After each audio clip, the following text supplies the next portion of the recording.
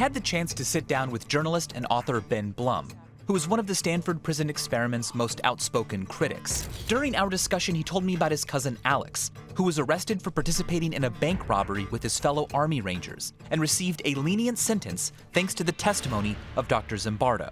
Alex isn't here today, but how does he feel now about the lenient sentence he received because of Zimbardo? Alex feels very conflicted. He felt for years that it was unjust for him to have served any time at all. He really felt innocent. He was so bitter for so long. He felt that he'd had no choice but to go along. I mean, being the victim of circumstance is an incredibly frightening and powerless thing to be. I think there's this kind of shallow comfort that the Zimbardo narrative appears to give us.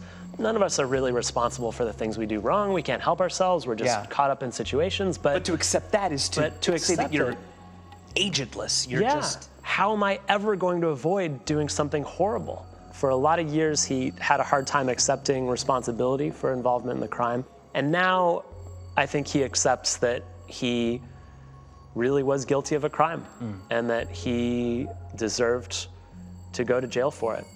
So it sounds like taking personal responsibility, admitting more control, helped Alex come to better terms with what happened and doesn't just feel like the victim of a circumstance.